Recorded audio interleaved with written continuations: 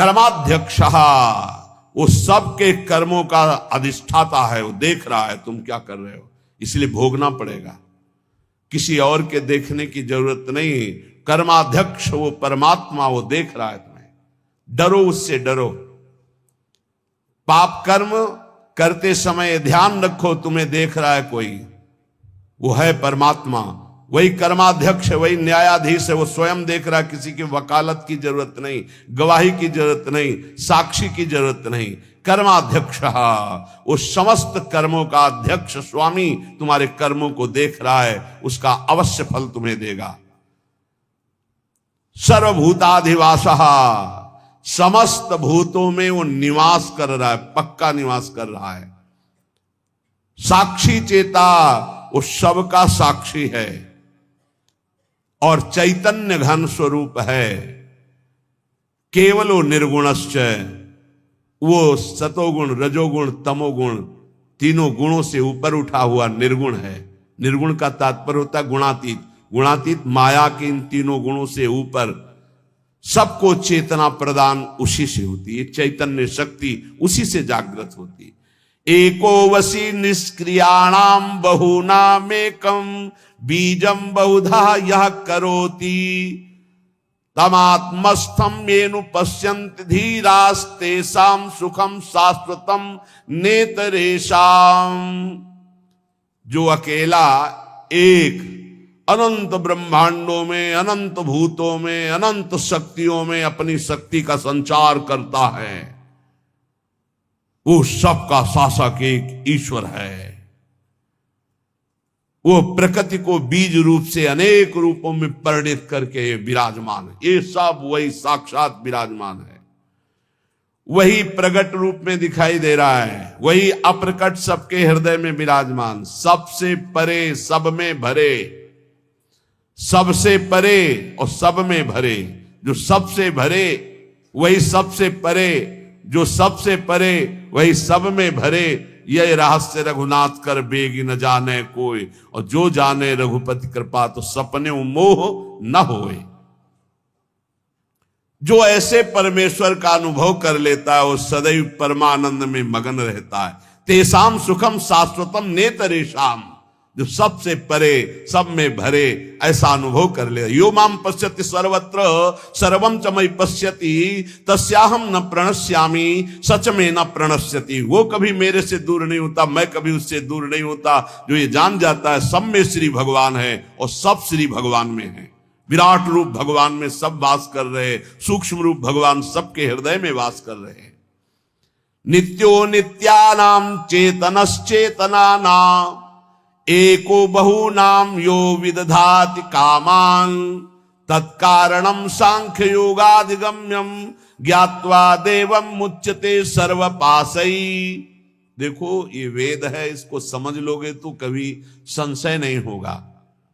वो परमात्मा एक है, वो सर्वव्यापी है, वो सर्वसाक्षी है, वो कर्माध्यक्ष है, वो समस्त प्राणियों में विराजमान अकेला, सबको जीवनी शक्ति, बौद्धिक शक्ति सबको वही दे रहा है।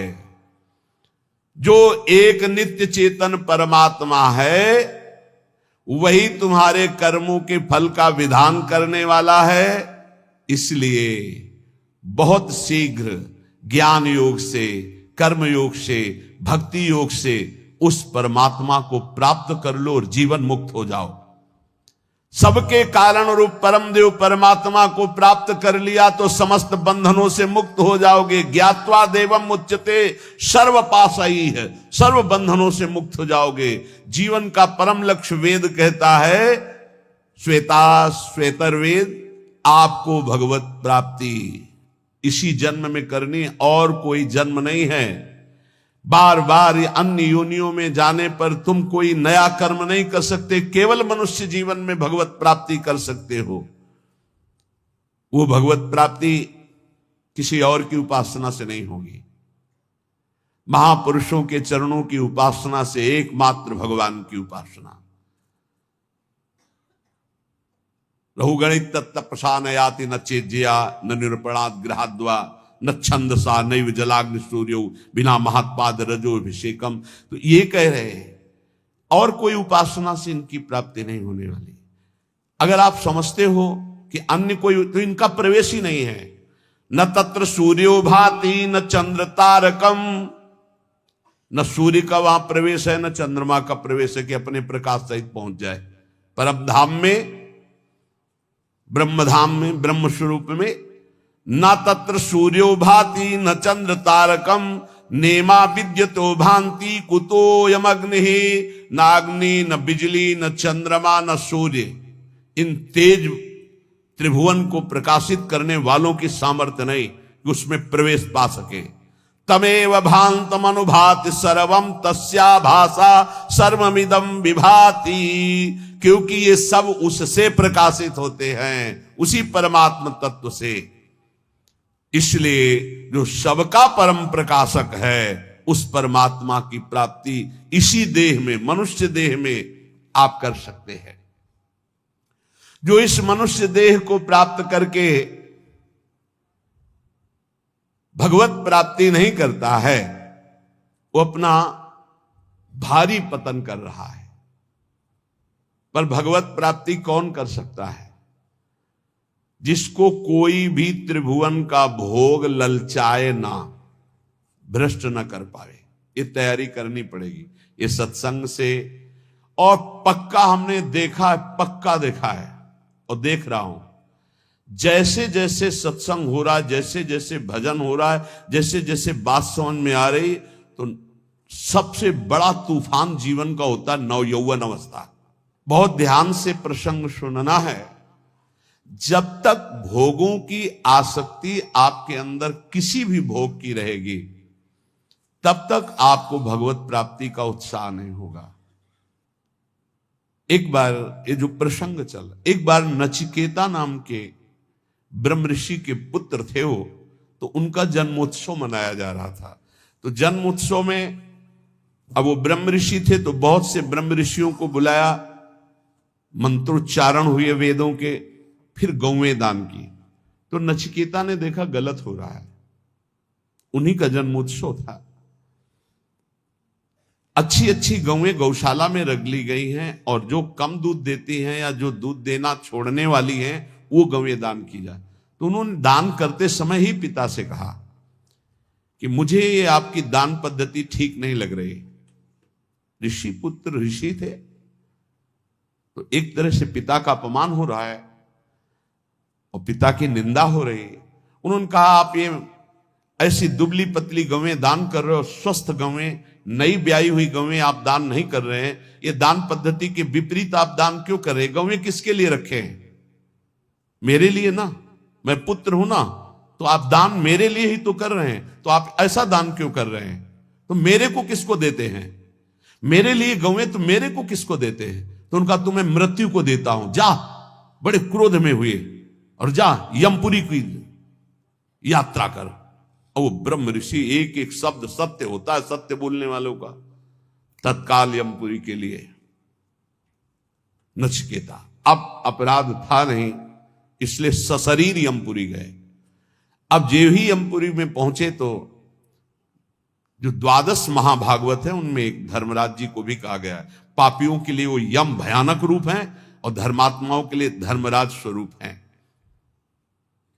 वहां वो थे नहीं, वो ब्रह्म सभा में किसी कार्य हेतु गए हुए थे।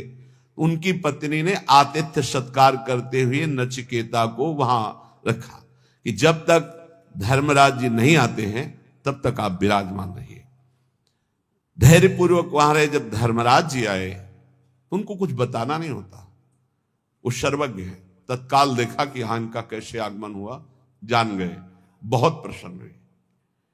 हे ऋषि बालक, मैं तुम्हें हृदय से सम्मानित करता हूं, मेरा आतिथ्य स्वीकार करो। अर्घदान किया धर्मराज जी ने और कहा मैं तुम्हारी धर्मनिष्ठा, सत्यनिष्ठा और परम पवित्र दूसरों के प्रति सुख बुद्धि का नमस्कार पूर्वक प्रशंसा करता हूं। मैं बहुत प्रसन्न हूं, बोलो तुम क्या चाहते हो? उन्होंने कहा मैंने सुना है कि आपको ब्रह्म बोध है, अध्यात्म विद्या के आप परम ज्ञाता हैं। मैं आपसे आत्मज्ञान चाहता हूं। उनका नहीं। तुम पृथ्वी का सम्राट पद स्वीकार करो, सुंदर सुंदर नव युवतियां रानियों के रूप में तुम्हें मिलेंगी, मैं तुम्हें सम्राट पद में अभिषिक्त करूंगा। मृत्युलोक का सबसे बड़ा बलशाली, स्वस्थ रहकर हजारों वर्ष तक भोगों को भोगने वाला, चिंतित पदार्थ तत्काल उपस्थित हो जाएंगे, जो सोचोगे वही हो जाएगा, ऐसा तुम्हें आशीर्वाद देता हूं। बोले नहीं चाहिए मुझे आत्मज्ञान चाहिए, छोड़ो। मैं तुम्हें स्वर्ग का देवराजेंद्र पद देता हूं, नवीन नवीन अप्सराएं तुम्हारी सेवा में रहेंगी, स्वास्थ्य भोग वैभव देवता तुम्हारे अधीन रहेंगे, ऐसा मैं तुम्हें वरदान देता हूं। बोले नहीं चाहिए, मुझे सिर्फ आत्मबोध चाहिए, आत्मज्ञान चाहिए। क्या क्या नहीं लालच दिया, जब कोई भी बात स्वीकार नहीं का, आत्मज्ञान चाहिए, तब बोले श्रेयश्च प्रेयश्च मनुष्य में तस् तौ संपरित्य विविनक्ति धीरः श्रेयो ही धीरे भी प्रेयसो वृणीते प्रेयो मंदो ये क्षेमात् वृणीते। हे नचिकेता, तुम महान हो। जब कोई भगवत मार्ग में चलना चाहता तो उसके सामने दो वस्तुएं होती है, एक श्रेय और एक प्रेय। श्रेय कहते हैं जिससे भगवत प्राप्ति होती है, प्रेय कहते हैं जिनसे भोगों की प्राप्ति होती है। दोनों सामने रखे जाते हैं। किनके? हमारे तुम्हारे ऐसे साधारण के नहीं, जिनका दृढ़ लक्ष्य बन गया भगवत प्राप्ति। अब जो भोग चाहिए वो सब मिलेगा उसको, फ्री मिलेगा, भोगो, और उत्तम भोग उसको एकांत में दिया जाएगा, भोगो। अगर प्रेय भोग लिया तो श्रेय की प्राप्ति का अधिकार क्षीण होने लगता है। अगर प्रेय को ठुकरा दिया तो श्रेय की प्राप्ति, श्रेय माने कल्याण, परम भगवत प्राप्ति, परमानंद की प्राप्ति, प्रेय भेजा जाएगा। यहां तो प्रेय के लिए ही श्रेय को स्वीकार कर रहे, भगवान को साधन मान रहे हैं और भोगों को साध्य मान रहे हैं, जबकि साध्य भगवान होने चाहिए, भोगों को साधन बना दो। नचिकेता, तुमने प्रेय को ठुकराया है, तुम श्रेय के अधिकारी हो। ध्यान देना, ये भगवत पार्षद हैं सब, ऐसे आप आगे नहीं बढ़ेंगे। आपके लिए भेजा जाएगा, ये ले लो, भगवान को छोड़ो, ये ले लो, भजन छोड़ो, ये ले लो। कोई वासना लेके जाओगे, भरपूर वो वासना की पूर्ति की जाएगी भजन छुटवाने के लिए। ये अंदर बैठा ये संत वाणी इसीलिए सुना रहे बड़े बड़े महापुरुषों की। प्रेय और श्रेय दोनों साधक के सामने रखे जाते हैं। बुद्धिमान उपासक को दोनों पर भली भांति विचार करना है कि ये प्रेय तो बहुत जन्मों में भोग चुका हूं, अब इस जन्म में नहीं, इस जन्म में मुझे भगवत प्राप्ति करनी है। वो श्रेष्ठ बुद्धि परम कल्याण के साधन के सामने समस्त भोग, सम्मान, प्रतिष्ठा को त्याग करके श्रेष्ठ समझकर भगवत प्राप्ति को आगे बढ़ता नहीं चाहिए। परंतु जो मंद बुद्धि वाला होता है वो योगक्षेम की इच्छा रखकर भोगों को स्वीकार कर लेता है और परम कल्याण से वंचित हो जाता है। त्वं प्रियान प्रिय रूपाश्च कामान विध्यायन नचिकेतो त्यस्राक्षी ही नैताः श्रंकाम वित्त मयी मवाप्तो यस्याम मज्जन्ति बहवो मनुष्याः। बहुत सुंदर प्रसंग है। हे नचिकेता, उन्हीं मनुष्यों में तुम ऐसे निष्प्रिय निकले कि तुमने न मृत्युलोक, न स्वर्गलोक, न किसी भी भोग को स्वीकार किया। तुमने अत्यंत सुंदर लुभावने हमारे दिए हुए भोगों को ठुकरा दिया। तुम्हें सुंदर रूप मिलता, सम्राट पद मिलता, परलोक में सब भोग मिलते, तुमने भली भांति उनका त्याग कर दिया, कहीं नहीं विचलित हुए मेरे लोभ देने पर भी। तुमने संपत्ति श्रृंखला को ही छोड़ दिया, तुम किसी लोभ में नहीं फंसे, जिसमें प्रायः सब फंस जाते हैं।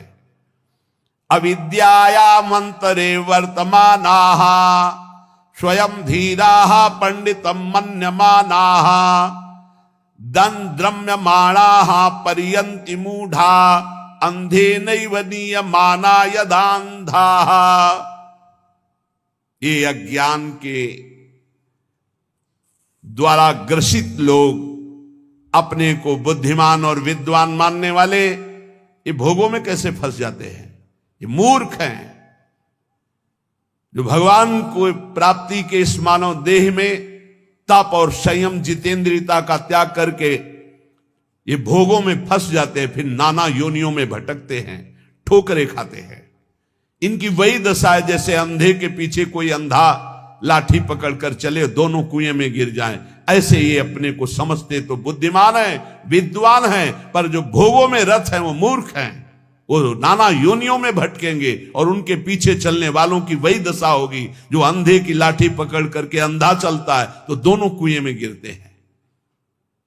अंधे नैव नियमाना यथान्धाः न जायते म्रियते वा विपश्चिन्नायं कुतश्चिन्न बभूव कश्चित् अजो नित्यः शाश्वतोऽयं पुराणो न हन्यते हन्यमाने शरीरे। कठोपनिषद। नित्य नचिकेता तू ज्ञान स्वरूप आत्मा है। उपदेश करने का जब सब भोगों से नकार दिया, नहीं चाहिए मुझे आत्मज्ञान चाहिए, तो न जायते मृते वा विपश्चित् नायम कुतश्चिन्न बभूव कश्चित् अजो नित्या शाश्वतोऽयं पुराणो न हन्यते हन्यमाने शरीरे। हे नचिकेता तो नित्य ज्ञान स्वरूप आत्मा है, न तेरा जन्म है न तेरा मरना है, ना तेरा किसी से जन्म हुआ है न किसी से तेरी मृत्यु होगी, ना तू किसी का कार्य है ना तू किसी का कारण है। तू अजन्मा है, नित्य है, एक रस रहने वाला पुरातन आत्मा है जो न कभी क्षय को प्राप्त होता है न वृद्धि को प्राप्त होता है। ये तेरा शरीर, ये शरीर नाशवान है, ये नष्ट हो जाएगा। तू अजन्मा है, एक रस है। नायमात्मा प्रवचने न लभ्यो न मेधया न बहुना श्रुतेन यमे वैस वृणुते तेन लभ्यस तस्यैष आत्मा विरुणुते तनुष्वाम। ये परब्रह्म परमात्म तत्व का बोध न प्रवचन से मिलता है, ना बहुत मेधया बुद्धिमानी से मिलता है, ना बहुना श्रुतेन बहुत सुनने से मिलता है। ये जिसको वर्ण कर लेता है उसको अनुभव में आता है। वर्ण कौन? आत्मा किसको वर्ण करता है?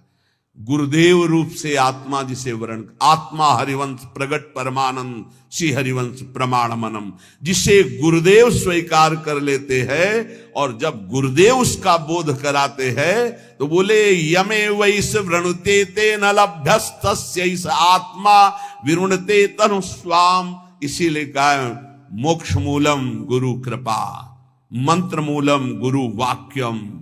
ये बहुत सुनने से, बहुत प्रवचन करने से, बहुत बुद्धिमान होने से आत्म तत्व का बोध नहीं होता। आत्म तत्व का बोध होता है आत्मस्वरूप गुरुदेव जिसे स्वीकार कर लेते हैं, जो गुरुदेव की आज्ञा में चलता है उसे बोध हो जाता है।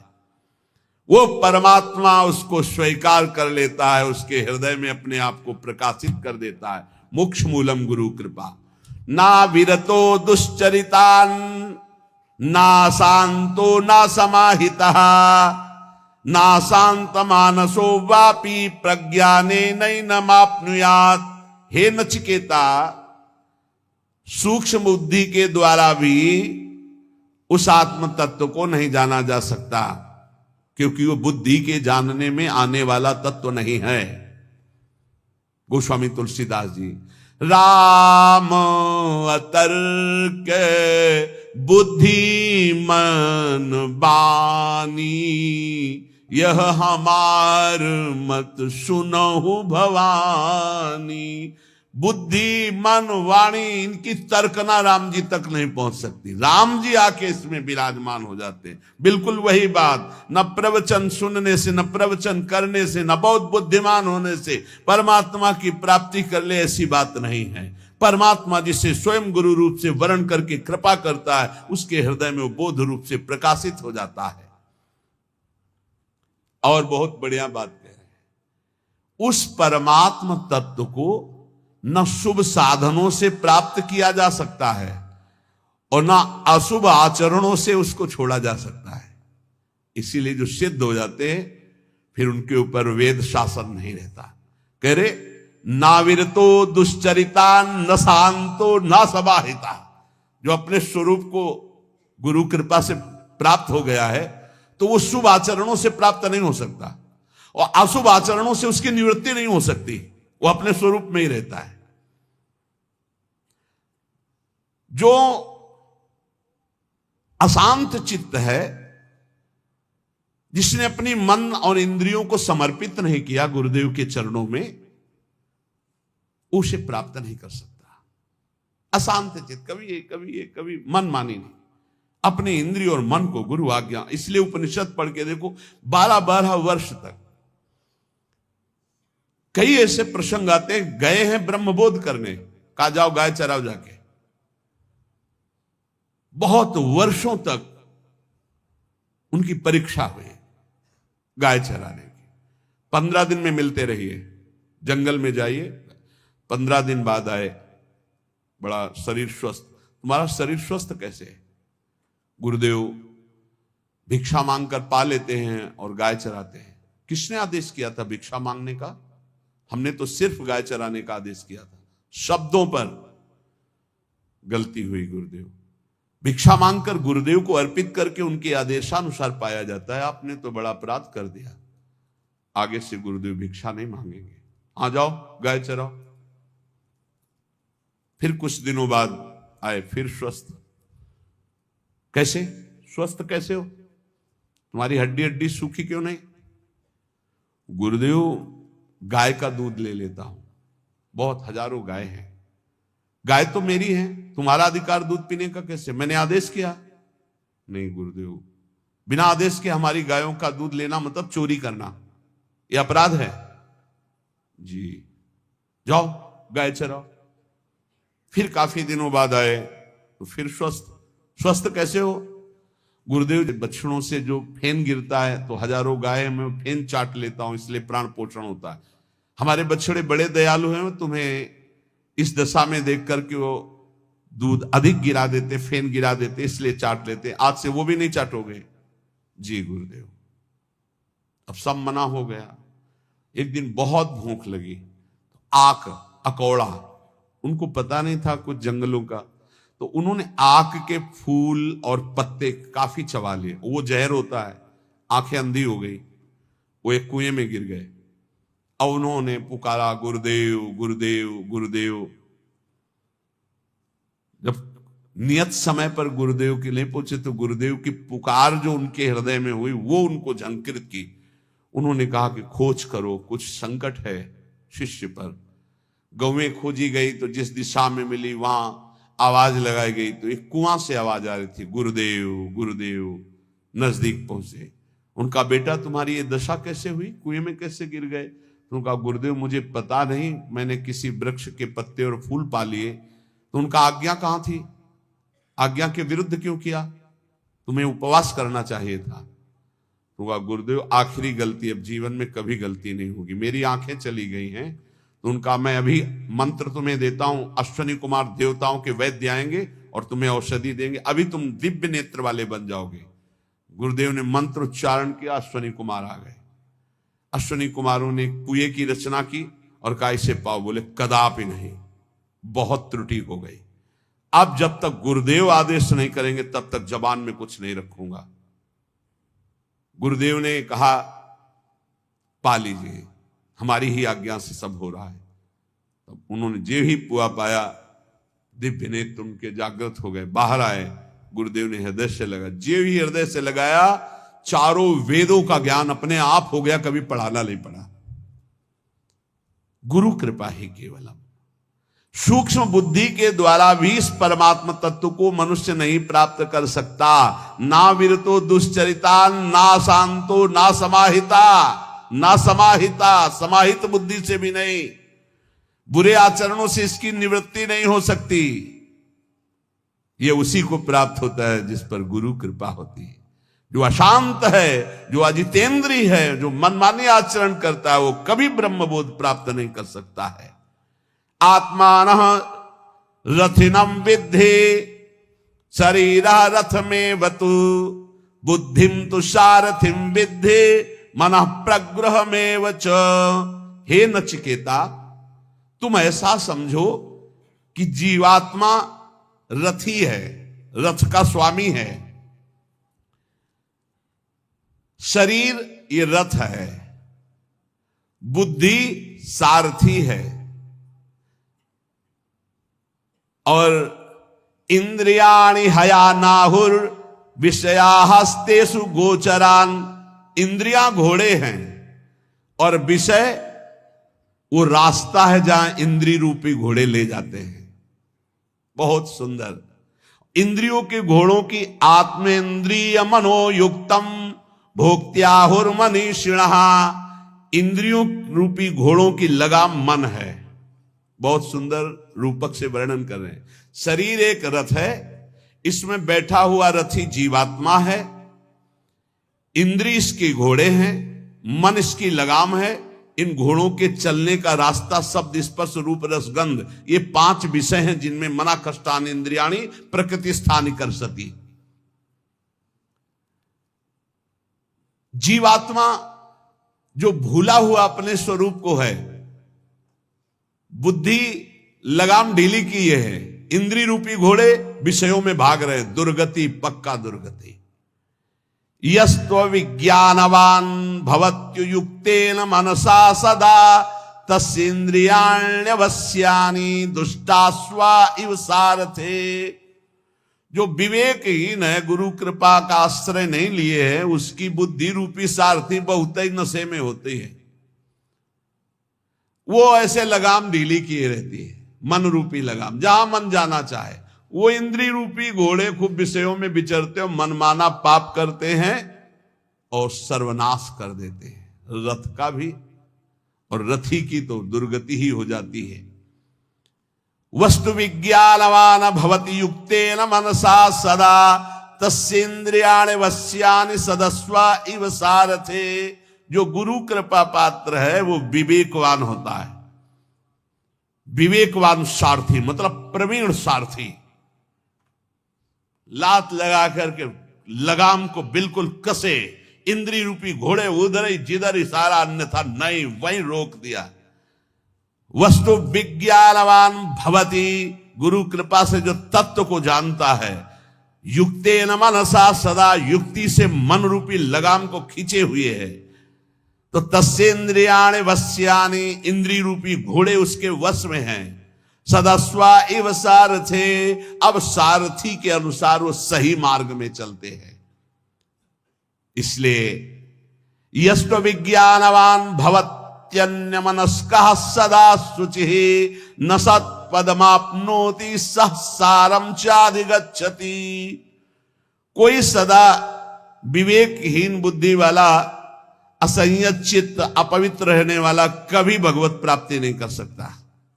जो मन को छोड़े, इंद्रियों को छोड़े, जो मन आवे सो खाओ पियो, जो मन आवे सो भोग भोगो, ऐसा कभी परम पद का अधिकारी नहीं होता। बार बार ऐसे लोगों को जन्म मृत्यु रूप महान कष्ट भोगना पड़ता है। हे नचिकेता, इसलिए यस्तु विज्ञानवान भवति समनस्कः सदा शुचिः सस्तु तत्पदमाप्नोति यस्मात् भूयो न जायते।